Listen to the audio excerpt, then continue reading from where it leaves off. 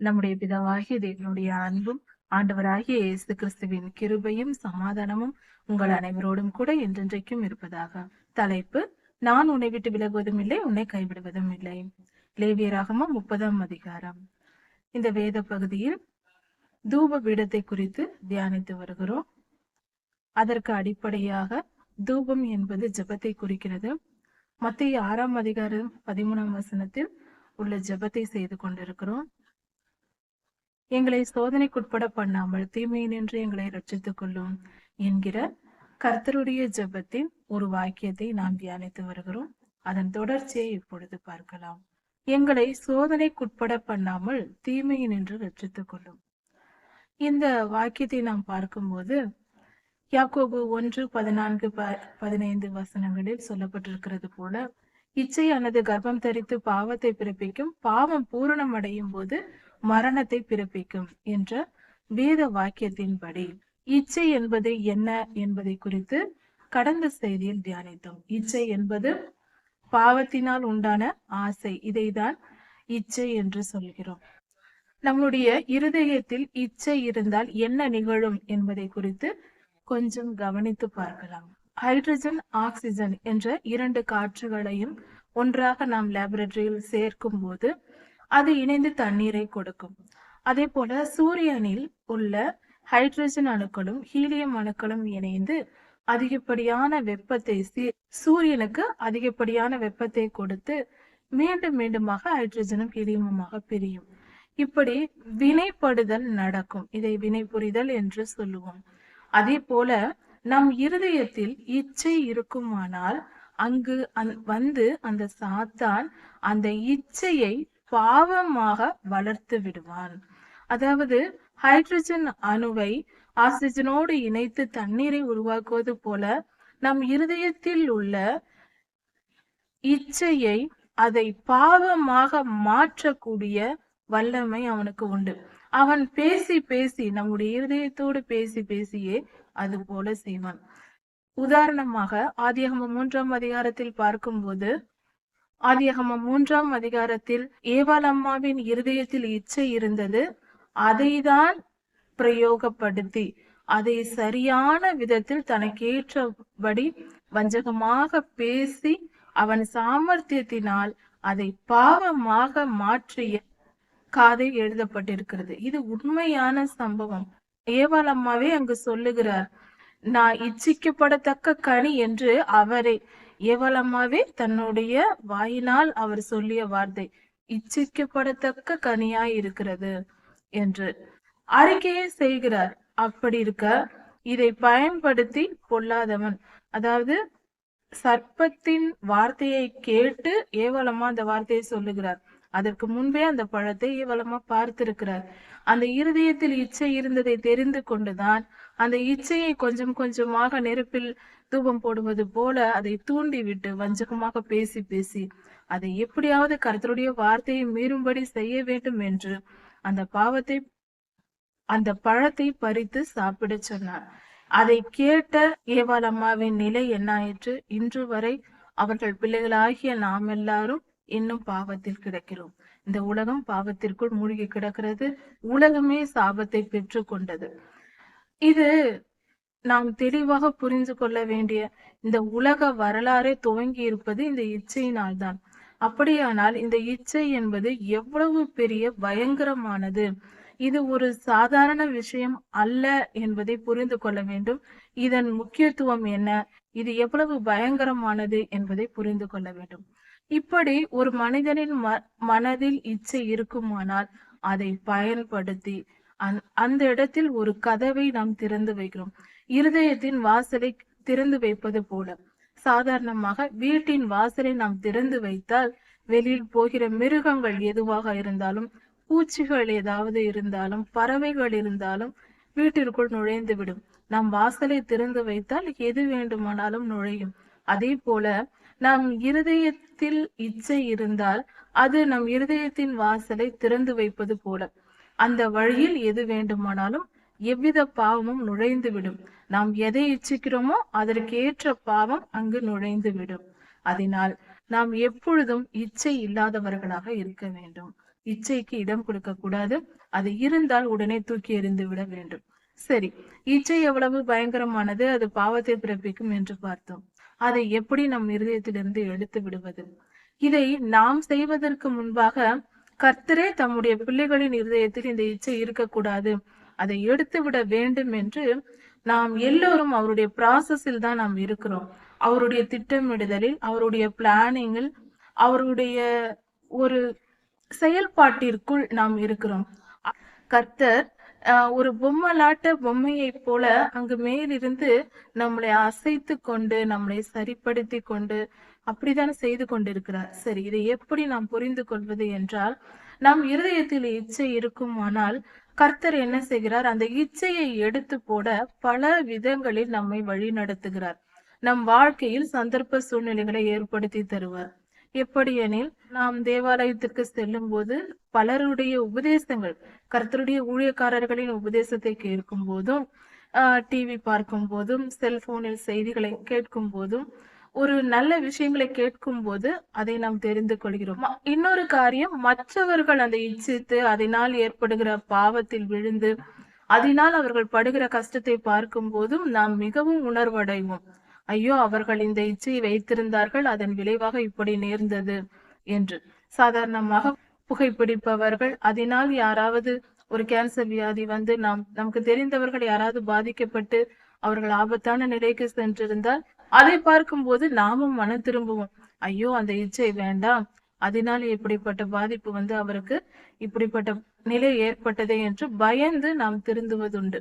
இப்படியும் நடக்கும். ஒன்று, கர்த்தருடைய வார்த்தைகள் போதகத்தினால் திருந்துவது, சொல்லி திருந்துவது. சில நேரம் அனுபவத்தில் பார்த்து, அடுத்தவரை பார்த்து திருந்துவது. இன்னொரு காரியம், அடுத்தது என்னவென்றால், நமக்கு நாமே சில அனுபவங்கள் கிடைக்கும்.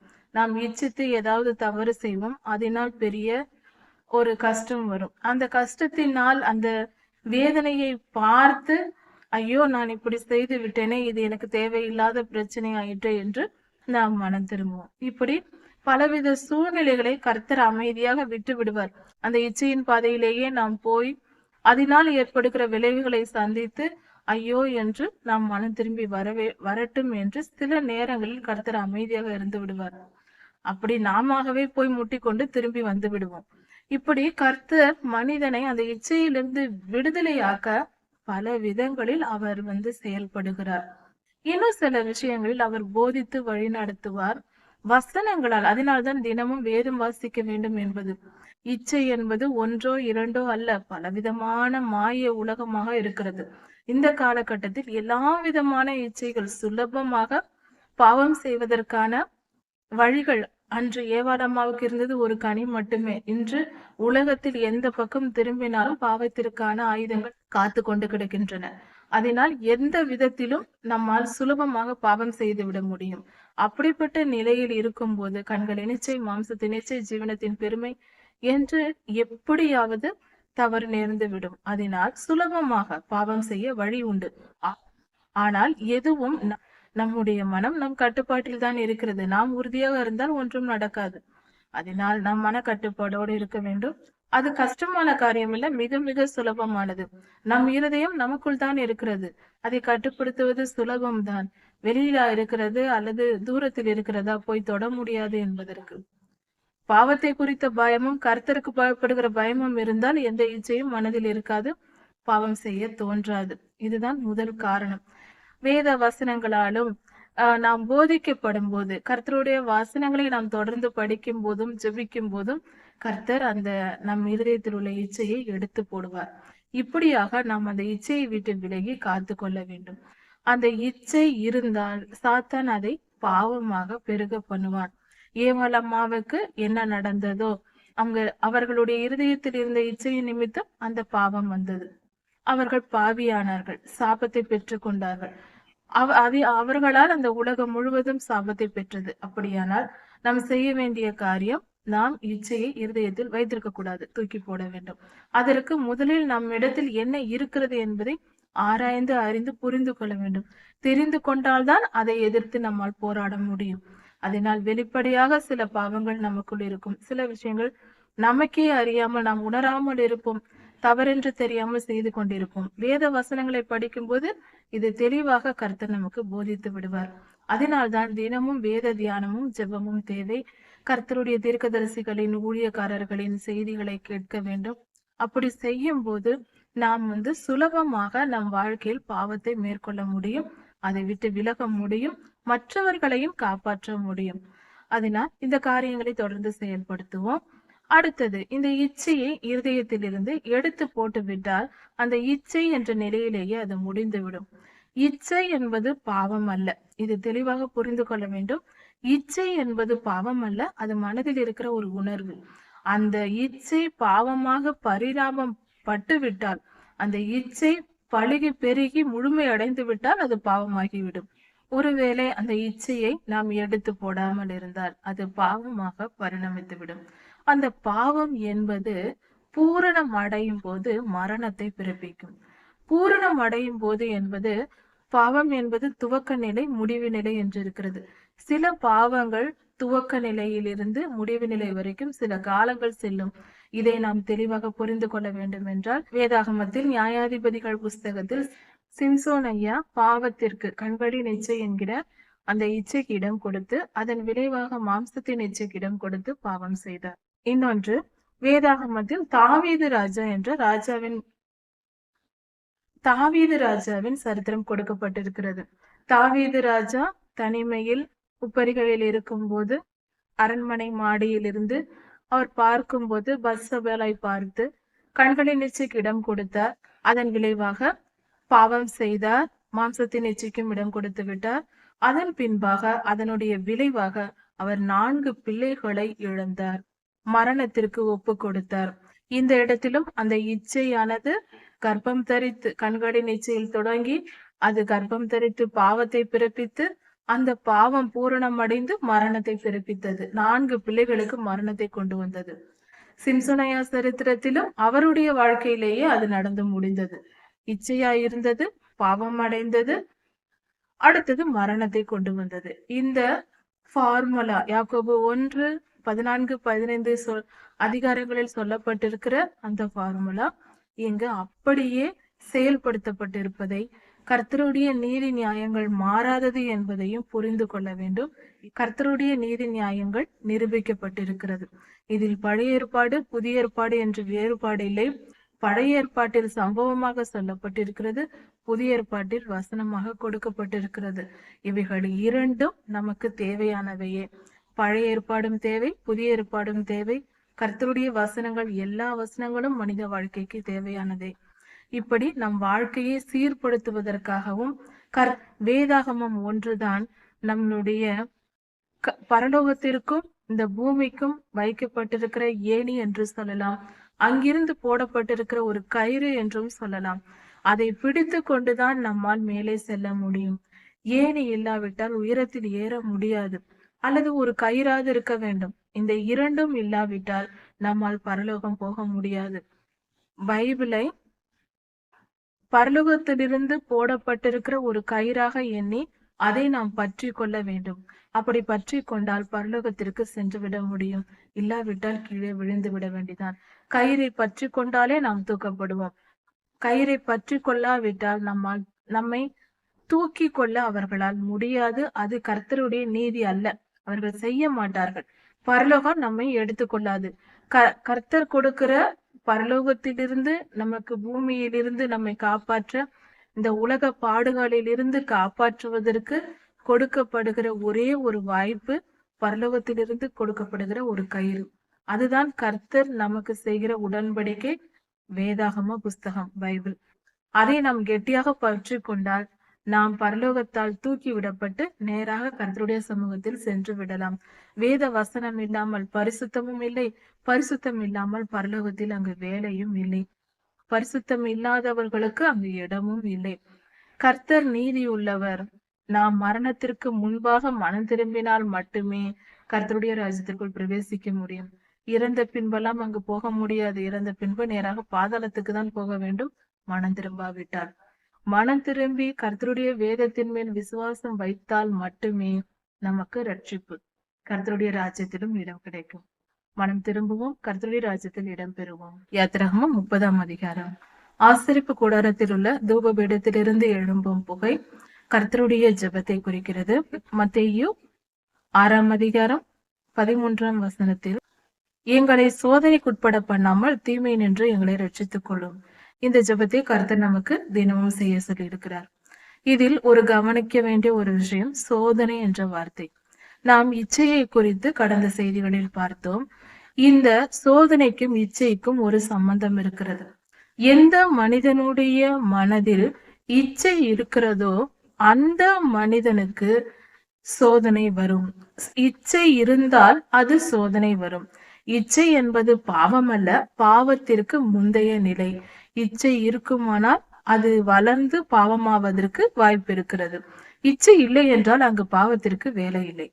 இந்த மனிதனுடைய இருதயத்தில் இருக்கிற இச்சையை பயன்படுத்திதான் சோதனைகள் வரும்.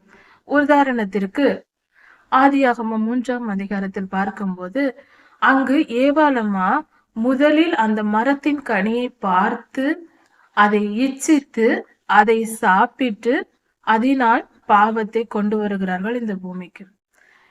முதலில் அவர்கள் பார்க்கிறார்கள், அந்த இச்சை இருதயத்திற்குள் வருகிறது. பின்பு கர்த்தருடைய வார்த்தையை மீறி அந்த பழத்தை புசிக்கிறார்கள். இப்படி இந்த இச்சை பாவம் வந்து கடைசியில் அவர்களுக்கு மரணத்தை கொண்டு வந்தது. ஏனென்றால் ஆதாமும் ஏவாளும் படைக்கப்பட்ட போது அவர்களுக்கு மரணம் கொடுக்கப்படவில்லை. கர்த்தர் நித்திய ஜீவனையே அவர்களுக்கு கொடுத்திருந்தார். அதனால் இந்த மரணத்தை அவர்கள் பெற்று கொண்டார்கள், அவர்கள் கர்த்தருடைய வார்த்தையை மீறினதினால். இதிலிருந்து பார்க்கும்போது சோதனை என்பது இருதயத்தில் இச்சை இருப்பவர்களுக்கே வரும். அதனால்தான் இந்த இச்சை என்ற நிலையிலேயே அதை நாம் எடுத்து போட வேண்டும். சோதனை என்பது என்ன, ஏன் வருகிறது, எப்படி வருகிறது, அதை எப்படி மேற்கொள்வது என்பதை குறித்து இந்த செய்தியில் கவனமாக பார்ப்போம். சோதனை என்று சொல்லும் போதே சோதனைக்காரன் என்ற ஒரு வார்த்தை நமக்கு நினைவுக்கு வரும். சோதனைக்காரன் என்றால் இந்த உலகத்தில் இருக்கிற பொல்லாத பிசாசின் பெயர் அது.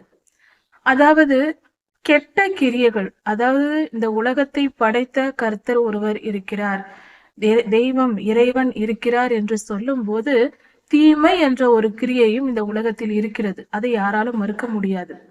தீய கிரியைகளின் தலைவன் தான் சாத்தான்.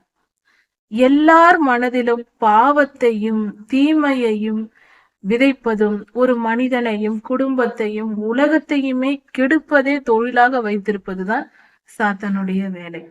ஆவிகள் என்பது உண்மை என்றாலும் அந்த ஆவிக்குரிய சட்டம் என்பதும் ஒன்று உண்டு. நாம் பாவம் செய்யவில்லை என்றால் எந்த ஆவியும் எந்த மனிதனுக்குள்ளும் நுழைய முடியாது. அதை மனிதனை தொடக்கூட அவைகளால் முடியாது. பாவம் செய்கிறவர்களுக்கு தான் அந்த ஆவிகளின் பாதிப்பு தாக்கம் இருக்கும். இதை விஞ்ஞானமும் பாசிட்டிவ் எனர்ஜி நெகட்டிவ் எனர்ஜி என்று சொல்லுகிறது. சில விஷயங்கள் நம்மை அறியாமலேயே பல காரியங்கள் நடக்கின்றன. விஞ்ஞானத்தில் சில விஷயங்களுக்கு பதில் இல்லை என்றாலும் நல்ல ஒரு வைப்ரேஷன் கெட்ட வைப்ரேஷன் என்று சொல்வார்கள்.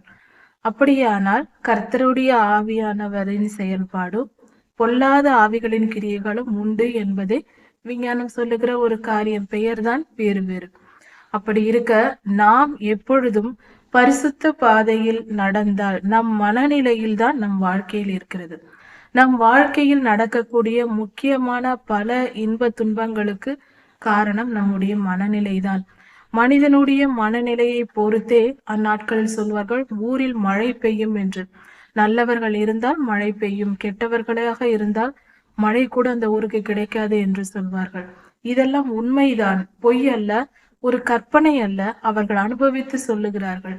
நாம் இன்று நிரூபணம் தேடிக்கொண்டு நம்ப மறுத்து முட்டாள்தனமாக வாழ்ந்து கொண்டிருக்கிறோம்.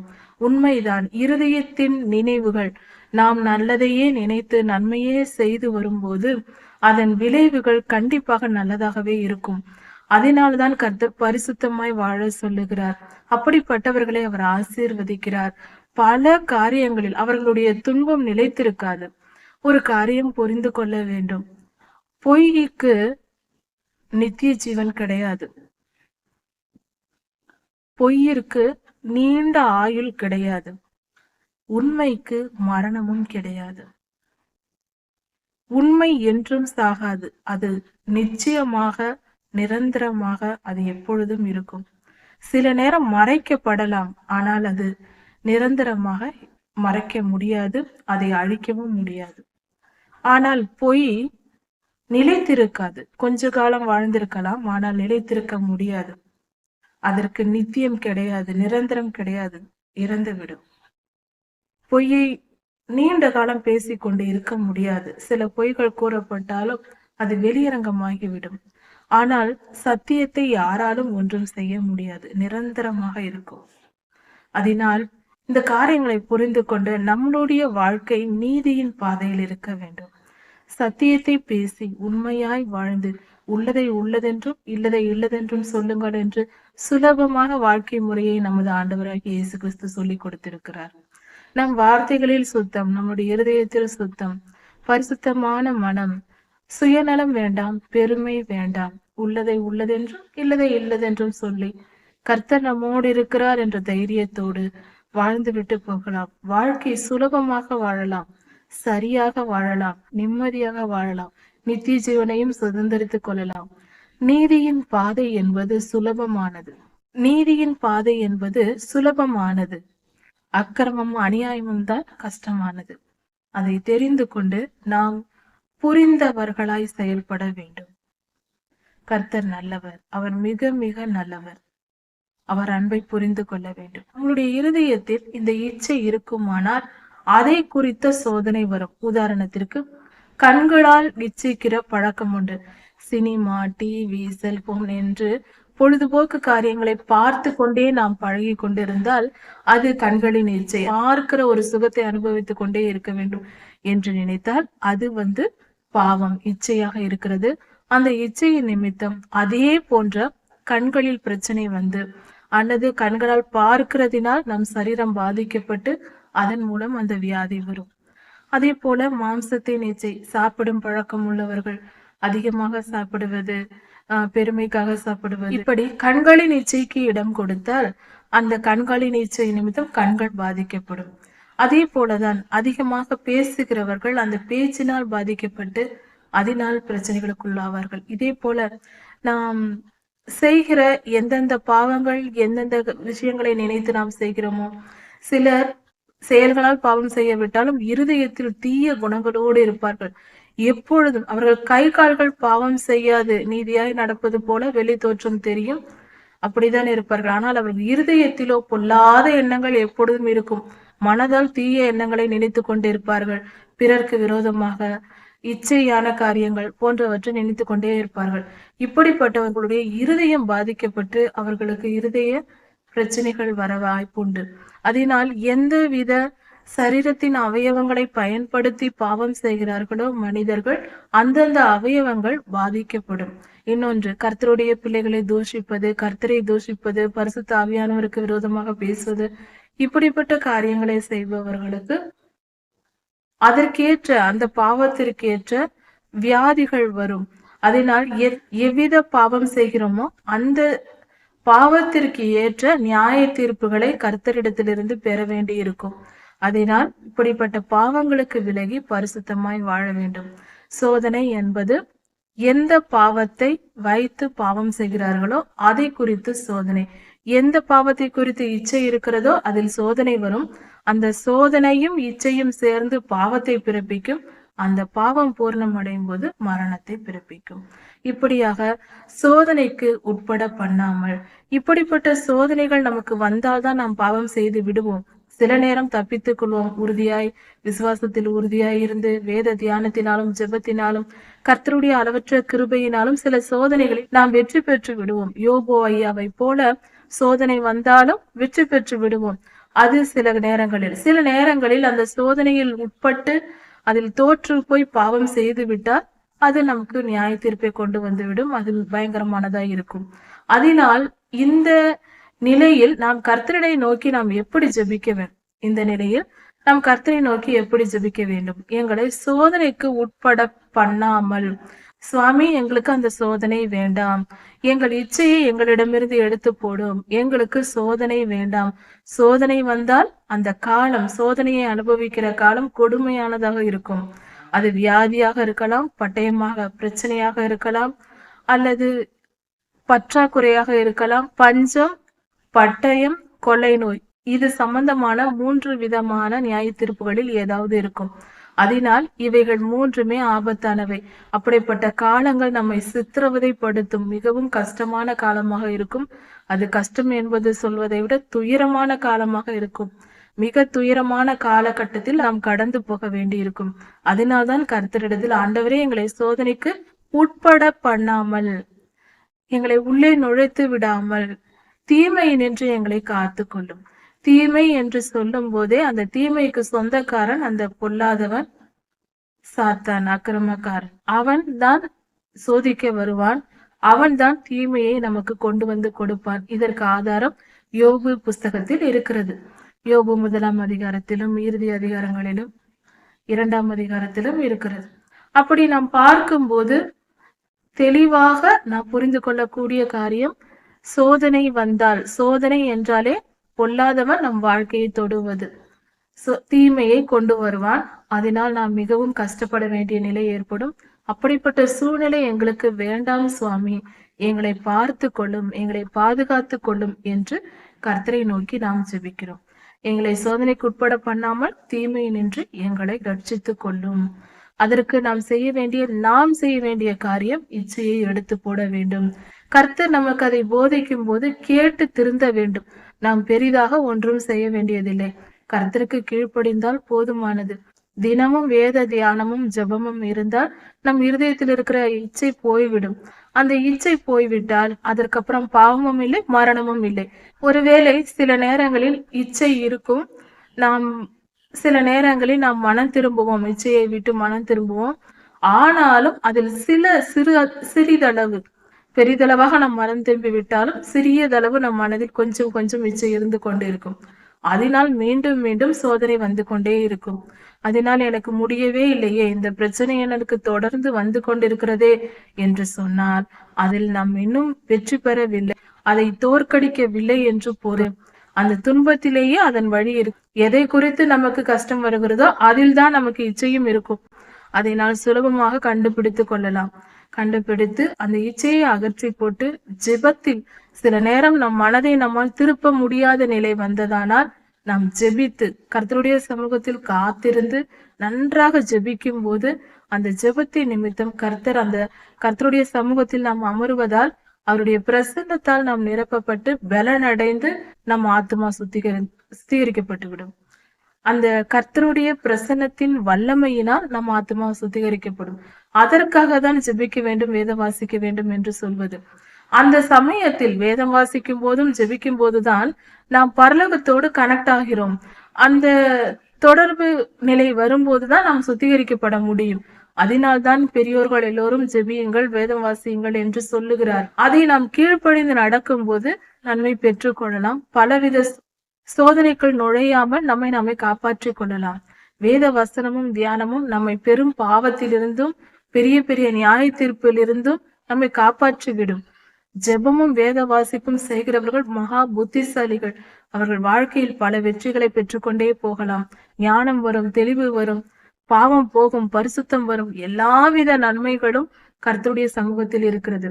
ஜெபமும் வேத வாசிப்பும் செய்யும் போது நாம் கர்த்தருடைய சன்னதியில் இருப்பதற்கு சமம். மற்ற நேரம் எல்லாம் நாம் இந்த உலகத்தில் இருக்கிறோம். நம் இருதயமான இந்த உலகத்தில் சுற்றி கொண்டிருக்கும். கர்த்தருடைய சமூகத்தில் இருக்கிற நேரத்தில் தான் அவர் நம்மை சுத்திகரிக்க முடியும். அதற்கான நேரத்தை நாம் அவருக்கு கொடுக்க வேண்டும். அதை தான் கர்த்தர் எதிர்பார்க்கிறார். கர்த்தருடைய சமூகத்தில் சேர்ந்து நம் எல்லா சோதனைகளுக்கும் நீங்களாக்கி விடுவிக்கப்பட்டு பரிசுத்தமாய் வாழ்வோம். கர்த்தரிடத்தில் நன்மையை பெற்றுக்கொள்வோம்.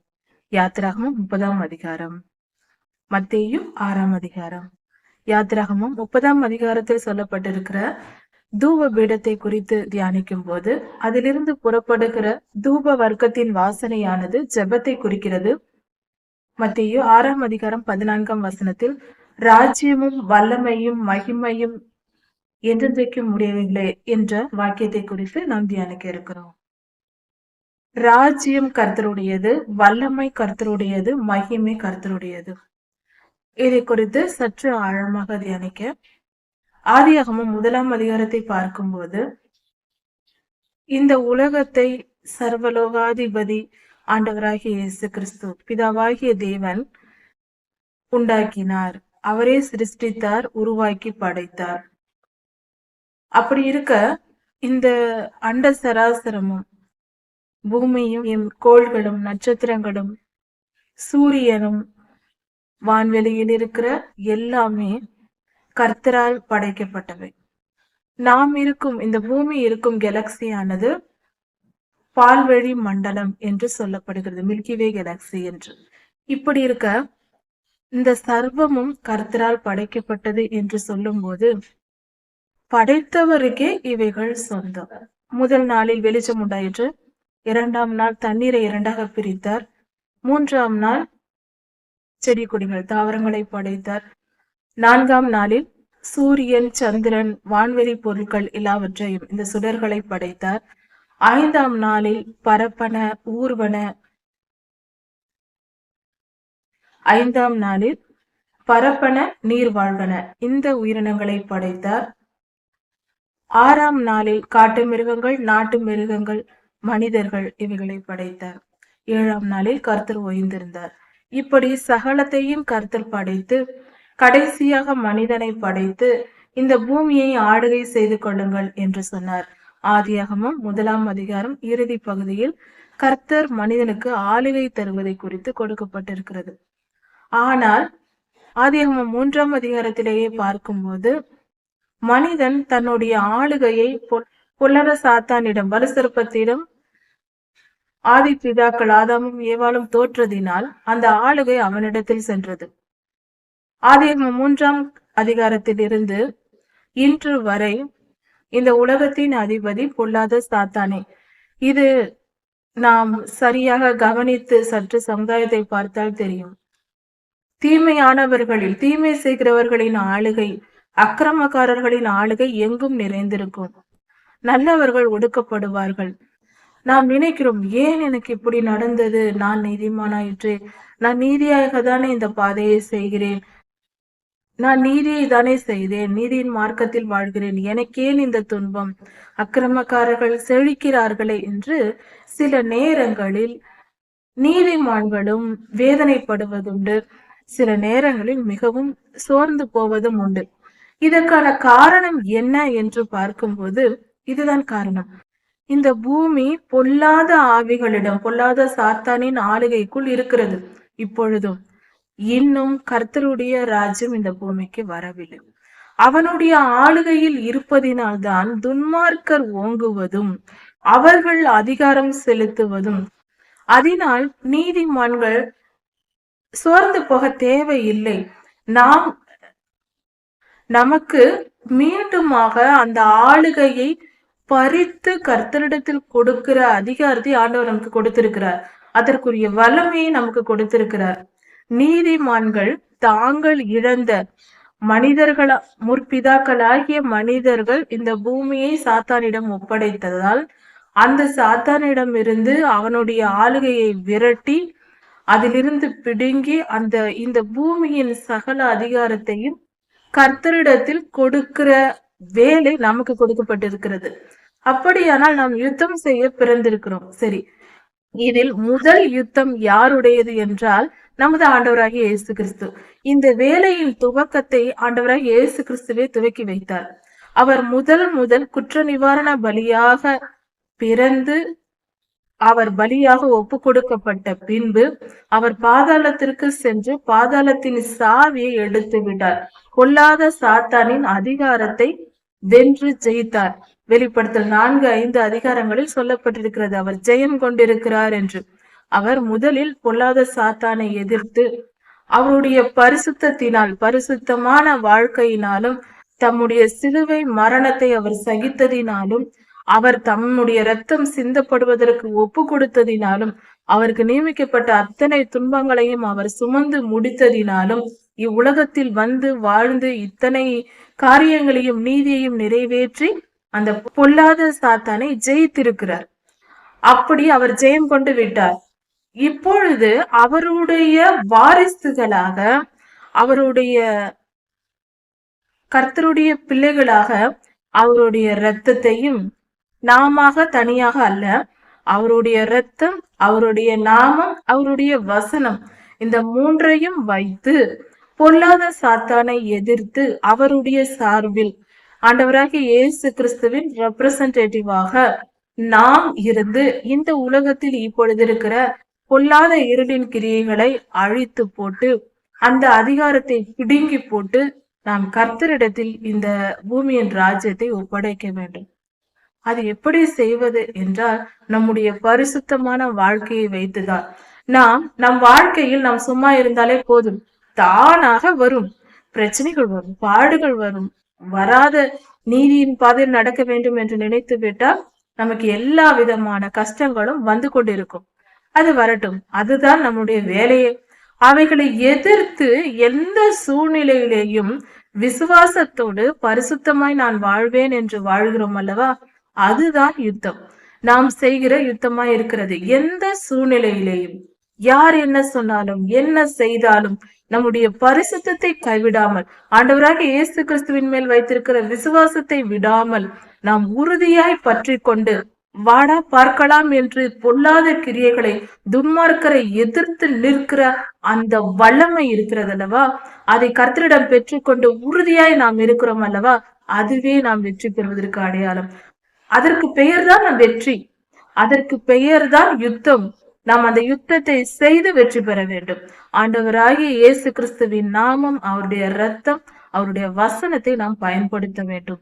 எப்படிப்பட்ட தீமைகள் வரட்டும், வந்துவிட்டு போகட்டும், எதிர்த்து நிற்க வேண்டும். சோர்ந்து போகக்கூடாது. வருவதை எல்லாம் வா பார்க்கலாம் என்று எதிர்த்து நிற்க கற்றுக்கொள்ள வேண்டும். ஓடி ஒளியக்கூடாது. இதற்கு கர்த்தருடைய வல்லமை நமக்கு கொடுக்கப்படுகிறது. அவருடைய வசனங்களை நாம் தினமும் வாசிக்கும் போது அன்றாடம் நமக்கு தேவையான ஆலோசனைகளை கர்த்தரிடத்தில் பெற்றுக்கொள்ளலாம். வேத வசனத்தை தியானிக்கும் போது அவருடைய வசனங்கள் நமக்கு கிடைப்பதினால் அதை அன்றென்று அந்த காரியத்தை நம்மால் செய்து முடிக்க முடியும். இது மட்டுமல்ல, கடைசி கால யுத்தம் நமக்கு கஷ்டமானதாக, கொஞ்சம் அதிகமானதாக, பயங்கரமானதாக இருக்கும் என்பதனால் கர்த்தர் ஸ்பெஷலாக நமக்கு தீர்க்க தரிசன அபிஷேகத்தையும் கொடுக்க வல்லமையுடையவரா இருக்கிறார். அவர் கொடுக்க விரும்புகிறார். எல்லோர் மேலும், மாம்சமான எல்லோர் மேலும் தம்முடைய ஆவியை ஊற்றுகிறார். தீர்க்க தரிசன ஆவியை பெற்றுக் கொள்கிறோம். அதனால் நம் கண்கள் திறக்கப்பட்டு எந்த பொல்லாத கிரியைகளையும், துன்மார்க்கமான செயல்களையும் நம்மால் புரிந்து கொள்ள முடியும். நாம் உணர்வடைந்து விடுவோம். ஒரு இடத்திற்கு செல்லும் போதே, ஒருவரோடு பேசும் போதே இவர் தவறான நபர் என்று நமக்காக தோன்றும். இதற்கு எந்த விளக்கமும் சொல்ல முடியாது. இப்படி அப்படி என்றெல்லாம் சொல்ல முடியாது. நமக்கு நம் இருதயத்தில் தோன்றும். அதுதான் ஆவியில் உணர்தல். சிலரை பார்க்கும் போது இவர்கள் நல்லவர்கள், இவர்களோடு பழக வேண்டும் என்று தோன்றும். அதுவும் கர்த்தர் தருகிற ஆலோசனை, ஆவியில் உணர்வது.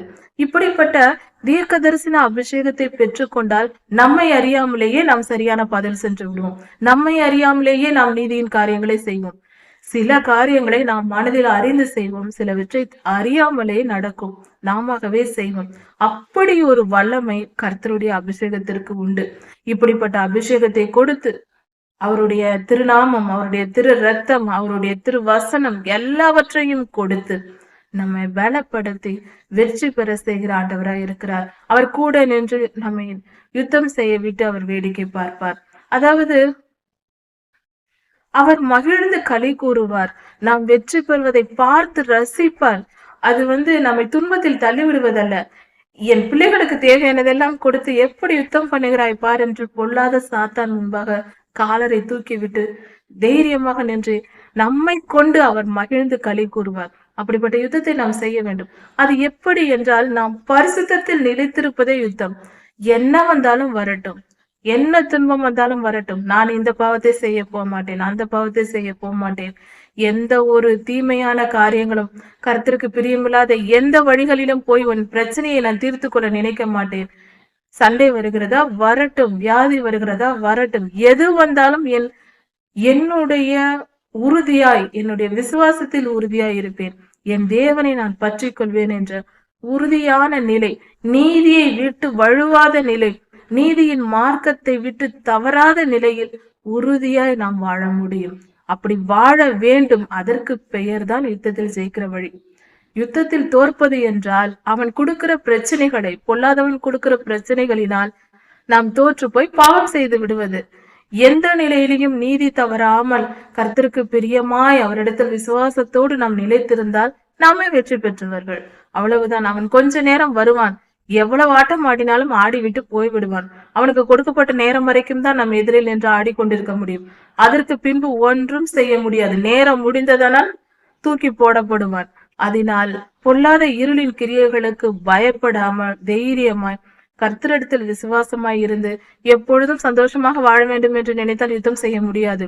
யுத்த களத்தில் இருக்கிற போர் வீரர்கள், நான் என் குடும்பத்தோடு சந்தோஷமாக சாப்பிட வேண்டும், சந்தோஷமாக மகிழ்ந்து நேரத்திற்கு சாப்பிட்டு காஃபி குடித்து சுகமாய் படுத்துக்கொண்டு சோஃபாவில் அமர்ந்து கொண்டு இருந்தால் எந்த ஒரு போர் வீரன் ஒரு தேசத்தை காப்பாற்ற முடியாது. போர் வீரன் என்றால் சகல சர்வாயுத வர்க்கத்தை தரித்து கொண்டு கண்ணை தூக்கி கொண்டு ரெடியாக யுத்தத்தில் நிற்க வேண்டும். குடும்பம், பெற்றோர்கள் எல்லாவற்றையும் விற்று, குடும்பம் என்றும் பெற்றோர்கள் என்றும் எல்லாவற்றையும் இழந்து தூரத்தில் எல்லையில் நின்று காவல் காத்து தேசத்தை காப்பவரே ஒரு நல்ல போர் வீரன். எல்லா போர் வீரரும் அப்படித்தான் இருக்க வேண்டும். கர்த்தருடைய பிள்ளைகளும் அப்படித்தான்.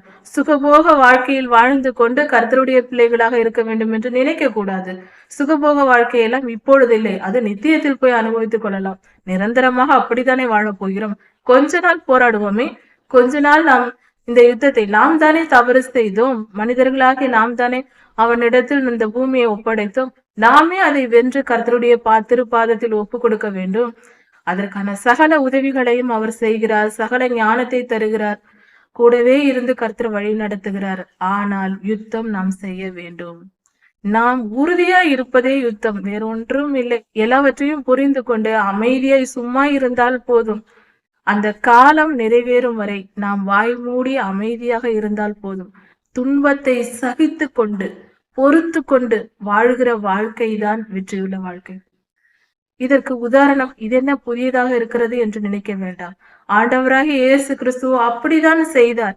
அவருடைய சிலுவை மரணத்திற்கு, அவர் துன்ப காலத்திற்கு கர்த்தரை ஒப்பு கொடுக்கும் போது அவரை பிடித்ததிலிருந்து, கெத்செமனே தோட்டத்திலிருந்து அவர் அடக்கம் பண்ணும் வரை, அவர் உயிர் பிரியும் வரை, அதாவது வாய் திறவாத ஆட்டுக்குட்டியை போல இருந்தார் என்றே சொல்லப்படுகிறது.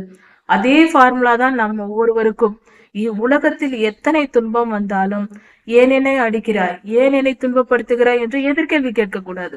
எல்லாவற்றையும் சகித்து பொறுத்து கொண்டு, அந்த காலம் எவ்வளவு காலம்? கொஞ்ச காலமே.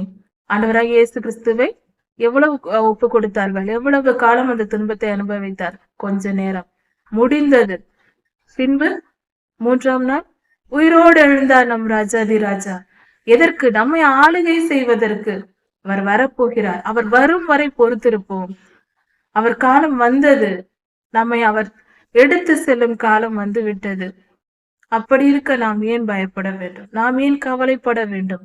இந்த பூமி அவருடையது.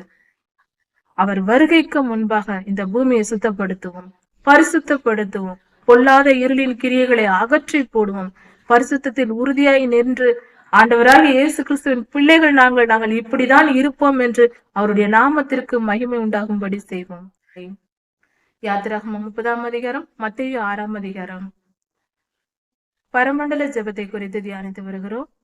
ராஜ்யமும் வல்லமையும் மகிமையும் என்றென்றைக்கும் உம்முடையவைகளே என்கிற இந்த வாக்கியத்தை தியானித்து வருகிறோம். அதன் தொடர்ச்சியை இப்பொழுது பார்க்கலாம். ராஜ்யம் கர்த்தருடையது. இந்த உலகத்தை, சர்வலோகத்தையும் அவர் படைத்தார். மனிதனிடத்தில் முதல் மனிதர்களாகிய ஆதாமும் ஏவாளும் அதை பெற்றுக்கொண்டார்கள். இந்த பூமியை ஆளுகை செய்கிற அந்த அதிகாரத்தை பெற்றுக்கொண்டார்கள். அவர்கள் சாத்தானிடம் தொலைத்து விட்டார்கள். இப்பொழுது பொல்லாத ஆவிகளின் ஆளுகையில் இந்த பூமி இருக்கிறது. இதை நாம் யுத்தம் செய்து அவனிடமிருந்து மீட்டு கொண்டு கர்த்தரிடத்தில் ஒப்பு கொடுக்க வேண்டும். ராஜாதி ராஜாவாக ஆண்டவர் வந்து இந்த பூமியை ஆளுகை செய்ய வேண்டும். இதுவே ஒரு திட்டமாக இருக்கிறது. தேவ சித்தம். இதுவே தேவ திட்டமாக இருக்கிறது.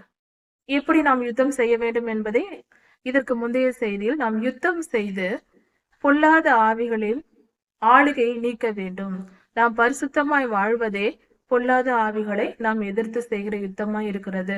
எந்த சூழ்நிலையிலேயும் எத்தனை துன்பங்கள் வந்தாலும், எத்தனை அவமானங்கள், போராட்டங்கள், பிரச்சனைகள் எல்லாம் வந்தாலும் நாம் சுகபோக வாழ்க்கையை விரும்பாமல் அத்தனையையும் சகித்து கொண்டு கர்த்தரிடத்தில் விசுவாசத்தில் உறுதியாகவும் பரிசுத்தமான வாழ்க்கை வாழ்ந்து நீதியை பின்பற்றி வசனத்தின்படி கர்த்தருடைய கற்பனைகளையும் கட்டளைகளையும் கை கொண்டு நாம் வாழும்போது பொல்லாத சாத்தான் நம்மை எதிர்த்து வருகிற எல்லா பொல்லாத ஆவிகளின் ஆளுகையும் உடைக்கப்படும். அவைகள் நொறுக்கப்பட்டு அவைகள் பாதாளத்திற்கு அழிக்கப்பட்டு போகும். நம்மிடத்தில் வருகிற ஒவ்வொரு வித பொல்லாத ஆவிகளும், ஒவ்வொரு பாவத்தை சுமந்து கொண்டு வருகிற தீமையை நமக்கு செய்கிற பொல்லாத எல்லின் கிரியைகளும் முடக்கப்பட்டு போய்விடும்.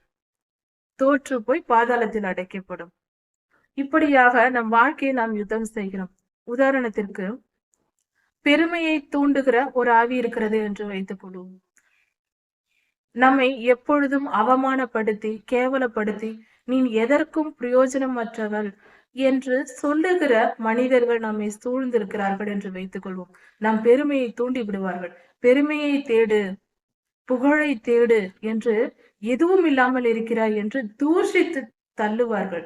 இப்படிப்பட்ட தூஷணம் செய்கிறவர்கள் வார்த்தையை கேட்கும் போது நமக்கு தோன்றும், நான் பெரியவளாக வேண்டும், நான் பெருமை அடைய வேண்டும், நான் புகழ் அடைய வேண்டும், நான் நிறைய பணம் சம்பாதிக்க வேண்டும் என்று தூண்டி விடுவார்கள். இப்படிப்பட்ட மனிதர்கள் அவர்களாக செய்வதில்லை, அவர்களுக்குள் இருக்கிற இருளின் கிரியைகள் அப்படி செய்யும். நம் வாழ்க்கையில் இப்படிப்பட்ட நபர்கள் நம்மை தீமைக்கு நம்மை தள்ளிவிடுவார்கள். ஆனால் அந்த நிலையில் நாம் மன உறுதியோடு பெருமையை எதிர்பார்க்க கூடாது.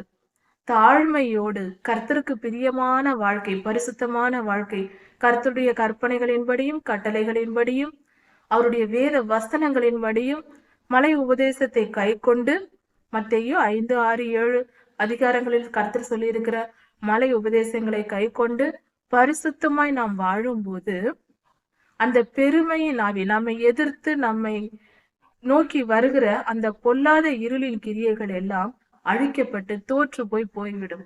நாம் சும்மா இருந்தால் போதும். எது சரி எது தவறு என்று புரிந்து கொண்டு அமைதியா இருந்தாலே போதுமானது. மற்ற காரியங்கள் தானாக கர்த்தர் பார்த்து கொள்வார். நாம் உறுதியாய் இருப்பது மட்டுமே. நாம் சோர்ந்து போய்விடக் கூடாது. அந்த பொல்லாத மனிதர்கள் நமக்கு சொல்லும் போது அவர்கள் பேச்சை கேட்டுக்கொண்டு நாம் ஏதாவது செய்ய போய்விடக்கூடாது. அப்படி பொல்லாத மனிதர்கள், தீமையானவர்கள், கெட்டவர்கள் நமக்கு கெடுதல் செய்ய நினைத்து, அவர்கள் நல்லவர்கள் போல இருந்தாலும் அவர்கள் இருதயத்தில் நம்மேல் போட்டி, பொறாமை போன்ற எண்ணங்கள் இருக்கும். அப்படிப்பட்டவர்கள் நம்மை தூண்டி விடுவார்கள். பெருமையை தேடு, புகழை தேடு, பணத்தை சம்பாதி என்று தூண்டி விடும்போது அவர்கள் பேச்சை கேட்டுக்கொண்டு நாம் செயல்பட்டு விடாமல், நாம் எப்பொழுதும் உறுதியோடு தாழ்மையை விரும்பி, சமாதானத்தை விரும்பி, இந்த பொல்லாத வார்த்தைகளை நாம் கேட்டுக்கொள்ளாமல் இருப்பது நமக்கு நல்லது. அப்படி நாம் செய்யும் போது நாம் வெற்றி பெற்றவர்களாக மாறுகிறோம். அதனால் கர்த்தருக்கு கீழ்ப்படிந்து நாம் எப்பொழுதும் உறுதியாய் இருப்பதே வெற்றி பெறுவதற்கான அடையாளம். சரி, இப்படி நாம் இந்த பூமியில் நமக்கென்று நியமிக்கப்பட்ட இப்படி பல மனிதர்கள் எல்லோரும் நாம் செய்ய வேண்டும். அப்படி செய்யும் போது இந்த உலகத்தில் கர்த்தர் நியமித்திருக்கிற அந்த யுத்தம் முடியும் போது நமது ஆண்டவராகிய இயேசு கிறிஸ்து வருவார் இந்த பூமியை ஆளுகை செய்ய. அதாவது உம்முடைய ராஜ்யம் உம்முடையது என்று சொல்லுகிற இந்த வார்த்தையின் பொருள் என்னவென்றால், கர்த்தாவே, இந்த பூமியை நீரே படைத்தீர், சிருஷ்டித்தீர். இந்த பூமியின் ஆளுகை உம்முடையது, எங்களுக்கு கொடுத்தீர், நாங்கள் எழுந்து விட்டோம், மீண்டுமாக உங்களிடத்தில் ஒப்படைக்கிறோம் என்பதற்கு, உம்முடைய ஆளுகையை ஏற்றுக்கொள்கிறோம் என்பதற்கும் அடையாளமாக இந்த வார்த்தையை நாம் சொல்லுகிறோம். ராஜ்யம் உம்முடையது என்றால் உம்முடைய ராஜ்யத்தை நாங்கள் ஏற்றுக்கொள்கிறோம் என்பதை அறிக்கை செய்கிறோம். நாம் ஒன்றும் சொல்லாமல் இருந்தால் நாம் கர்த்தருடைய ராஜ்யத்தை ஏற்றுக்கொள்கிறோமா அல்லது சாத்தானின் அதிகாரத்தை ஏற்றுக்கொள்கிறோமா என்பதை எப்படி பரலோகம் வேறுபடுத்தி பார்க்கும். நாம் வார்த்தையால் அறிக்கை செய்ய வேண்டியது முக்கியம். இதனால் தான் சொல்லுகிறோம், இந்த உலகம் முழுவதும் இயங்கிக் கொண்டிருக்கிறது. இதை எல்லா பக்கங்களில் இருந்தும் கேமராவில் பதிவு செய்வது போல பரலோகம் பதிவு செய்து கொண்டிருக்கிறது. நாம் பேசுகிற வார்த்தைகள், நாம் வாழ்கிற வாழ்க்கை எல்லாம் பதிவாக்கப்பட்டு கொண்டு இருக்கிறது என்பதை மறக்க வேண்டாம்.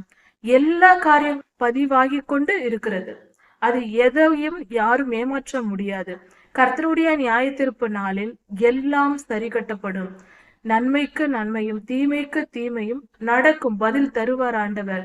இதற்கு ஆதாரம் எங்கே இருக்கிறது என்றால், வெளிப்படுத்தல் 22 அதிகாரம் 12 வசனத்தை பார்க்கும்போது, இதோ நான் சீக்கிரமாய் வருகிறேன், அவனவனுடைய கிரியைகளுக்கு தக்க பலனை தருவேன் என்று கர்த்தர் இந்த வேத பகுதியில் சொல்லி இருக்கிறார். அப்படியானால் அவர் நியாயம் தீர்க்க வருகிறார். அப்படி இருக்க நாம் அவருடைய ராஜ்யத்தை ஏற்றுக்கொள்ள வேண்டும். அவரை ஏற்றுக்கொள்வதற்கு அடையாளமாக இந்த ஜெபத்தை செய்கிறோம். அடுத்தது, வல்லமை கர்த்தருடையது. இந்த பூமியும் இந்த பூமியில் உள்ள மனிதர்களுக்கும், இந்த பூமியை படைத்தது கர்த்தர், மனிதனை படைத்தது கர்த்தர், மனிதனுக்கு சகல வல்லமையும் கொடுத்தது கர்த்தர். சாத்தான் என்று பார்க்கும்போது, சாத்தான் முதலில் பரலோகத்தில் தேவ தூதனாக இருந்த ஒரு சிருஷ்டிப்பு தான். ஆனால் அங்கு பாவம் செய்து சாத்தானாக சாபத்தை பெற்றதினால் சாத்தானாக மாறினான். அப்படி இருக்க அவனுடைய பிறப்பும் அவனை சிருஷ்டித்ததும் கர்த்தரே, அவனுக்கு சபித்து அவனை இந்த நிலையில் கீழே தள்ளி வைத்திருப்பதும் கர்த்தரே, அவனுக்கு வல்லமை கொடுக்கப்பட்டது அவன் தூதனாக இருந்த போது, அதை கொடுத்ததும் கர்த்தரே. அப்படி இருக்க இந்த உலகத்தில் இருக்கிற இருளின் காரியங்களும் மனிதனின் கிரியைகளும் வல்லமையும் கர்த்தருடைய வல்லமை எல்லாமே கர்த்தருடையதுதான். அவர் உண்டாக்கி வைத்தது. அவரே ராஜா, அவரே முதலாளி, அவரே ஆண்டவர். அப்படி இருக்க சகல வல்லமையும் அவருடையதே. அதை புரிந்து கொள்ளும்படியாக தான், அதை நாம் ஏற்றுக்கொண்டோம் என்ற பொருளில்தான் ஆண்டவர் இந்த காரியத்தை ஜெபிக்க சொல்லியிருக்கிறார். ராஜ்யம் உம்முடையது, வல்லமை உம்முடையது, மகிமை உம்முடையது. அடுத்ததாக, மகிமை என்பது பேர் புகழ் என்பதை குறிக்கிறது. இந்த உலகத்தை அண்ட சராசரத்தையும் அவர்தான் படைத்தார் என்பது ஆதியாகமம் 1 அதிகாரத்தில் நமக்கு தெரிகிறது. ஏசாயா 14, எசேக்கியேல் 28 அதிகாரங்களில் சாத்தான் படைத்தது, அவன் தேவதூதனாக அவனை கர்த்தர் படைத்தார், அவனுக்கு வல்லமையை கொடுத்திருந்தார், உயர்ந்த ஸ்தானத்தில் வைத்திருந்தார், அவன் பெருமை கொண்டான், சாத்தானாக சபிக்கப்பட்டான். அவனை படைத்ததும் அவனுக்கு வல்லமை கொடுத்ததும் கர்த்தரே. அதையும் நாம் தெரிந்து கொண்டோம். அடுத்தது, அப்படி இருக்க இந்த உலகத்தில் உள்ள சகல புகழும் நடக்கிற நன்மைகளுக்கு எல்லாம் காரணம் யார்? கர்த்தரே. அவருடைய வல்லமையினால் அவருடைய ராஜ்யத்தில் நடக்கிறது. அப்படி இருக்க பேரும் புகழும் யாருக்கு சேர வேண்டும்? கர்த்தருக்கே சேர வேண்டும், தேவாதி தேவனுக்கே சேர வேண்டும். அப்படி இருக்க மகிமை உம்முடையது என்று நாம் சொல்லி ஜெபிக்க வேண்டும். ஏனெனில் நாம் இன்று ஒரு நற்காரியம் செய்கிறோம், ஆகா இவர்கள் இந்த காரியத்தை செய்து விட்டார்கள், இவர்கள் நல்ல ஊழியம் செய்கிறார்கள் என்று சொன்னால், அந்த ஒரு மனிதனை உருவாக்கியதும், அந்த மனிதனுக்கு சகல வல்லமையை கொடுத்ததும், அந்த மனிதனுக்கு ஜீவனை கொடுத்ததும், அவனுக்கு தேவையான எல்லா சந்தர்ப்ப சூழ்நிலைகளை ஏற்படுத்தி தந்ததும், அப்படி எல்லா காரியங்களையும் செய்தது கர்த்தராய் இருக்க, அந்த பேரும் புகழும் கர்த்தரையே சேர வேண்டும். அந்த தனிப்பட்ட மனிதனுக்கு எப்படி சேர முடியும்? நான் நல்ல ஊழியம் செய்கிறேன் என்று யாராவது பாராட்டினால், என்னை நான் படைத்துக் கொள்ளவில்லை, எனக்கு ஞானத்தை நானே உருவாக்கி கொள்ளவில்லை, எனக்கு தேவையான வல்லமையை நானே சிருஷ்டித்துக் கொள்ளவில்லை, இதையெல்லாம் செய்தவர் ஒருவர் இருக்கிறார், அவருக்கே அந்த புகழ் மகிமை சேர வேண்டும். அதுதானே நீதி, அதுதானே நியாயம். அதை தான் கர்த்தர் இப்படி ஜெபிக்க சொல்லி இருக்கிறார். ராஜ்யமும் வல்லமையும் மகிமையும் உம்முடையதே என்று. ஒரு சிறு உதாரணத்தை பார்ப்போம் மகிமையை குறித்து. ஒரு டைலர் ஒருவர் இருக்கிறார், துணி தைப்பவர் இருக்கிறார். அவர் திறமையாக ஒவ்வொரு மனிதர்களுக்கும் அருமையாக துணி தைக்க அவருக்கு நன்றாக தெரியும், நல்ல பேர் புகழ் பெற்றவர். அவர் ஒரு 10 மாணாக்கர்களை சேர்த்து கொண்டு தன்னுடைய திறமையை அவர்களுக்கு கற்று தருகிறார். அருமையாக துணி தைப்பது எப்படி என்று தைக்க கற்றுக் கொடுக்கிறார். அந்த மாணவர்களும் அந்த துணி தைக்க கற்றுக்கொண்டு திறமையான டைலர்களாக மாறுகிறார்கள். அப்படி இருக்கும்போது அந்த கடையில் அன்று ஒரு அழகாக அந்த மாணாக்கர் ஒருவர் துணியை தைத்திருக்கிறார். அந்த துணியை எடுத்து அந்த துணிக்கு சொந்தக்காரரிடம் தைத்து கொடுக்கிறார். அந்த துணியை வாங்கியவர், என்னுடைய உடையை நீங்கள் அழகாக தைத்திருக்கிறீர் என்று பாராட்டுகிறார். அந்த பாராட்டு அந்த மாணாக்கனுக்கு போக வேண்டுமா, கற்றுத்தந்த அந்த குருவுக்கு போக வேண்டுமா? அந்த பெரிய அந்த அருமையாய் சொல்லி கொடுத்த அந்த டைலர் தான், பெரியவர் தான் இந்த மாணவனுக்கு சொல்லி கொடுத்திருக்கிறார். அவர் சரியாக சொல்லி கொடுக்கவில்லை என்றால் இந்த மாணவனால் எப்படி சரியாக துணியை தைக்க முடியும்? அதனால் இந்த புகழ் என்பது அந்த குருவையே சேரும். உங்களுடைய கடையில் நீங்கள் அழகாக சொல்லிக் கொடுத்திருக்கிறீர்கள், நன்றாக உங்களுடைய மாணவர் துணி தைத்திருக்கிறார் என்று பாராட்டி விட்டு செல்லுகிறார். அந்த பேரும் புகழும் அந்த பெரியவருக்கே சேர வேண்டும் அல்லவா? அதுதான் நீதி, அதுதான் நியாயம். அந்த பெரியவரின் நிலையில் நாம் இருந்தால் என்ன செய்வோம்? நான் அல்லவா என் மாணவனுக்கு சொல்லிக் கொடுத்தேன், இவ்வளவு அருமையாக தைக்க நான் கற்றுக் கொடுத்தேன், அதை அப்படியே அவன் செய்கிறான், அதனால் அந்த துணி அழகாக வந்திருக்கிறது என்று நாம் சொல்லுவோம். அந்த பேர் புகழ் நமக்கு சொந்தம் என்று நாம் கண்டிப்பாக நினைப்போம், நாம அந்த இடத்தில் இருந்தால். அதே போலதான் கர்த்தருக்கே மகிமை சேர வேண்டும். அவரே சகலத்தையும் செய்கிறார். சகல வல்லமையையும், ராஜ்யம் அவருடையது, வல்லமை அவருடையது, மகிமை அவருடையது. அவரே சகலத்தையும் செய்கிறார். அப்படி இருக்க அவருக்கே துதி கன மகிமை உண்டாக வேண்டும். அதை நாம் எடுத்துக்கொள்ள கூடாது, அது தவறானது. கர்த்தருடைய நாம மகிமைக்காக நாம் வாழ வேண்டும். அவருடைய நாமத்தை மகிமைப்படுத்தி வாழ வேண்டும். பேர் புகழை நாம் எடுத்துக்கொள்ள கூடாது. கர்த்தர் பெரியவர், அவர் கிருபை உள்ளவர், அவருடைய அன்பு மகா பெரியது. அதனால் நாம் எப்படி ஜெபிக்க வேண்டும் என்று இப்படி சொல்லிக் கொடுத்திருக்கிறார். ராஜ்யமும் வல்லமையும் மகிமையும் கர்த்தருடையது. அவரே அதை கற்றுக் கொடுத்திருக்கிறார் நமக்கு.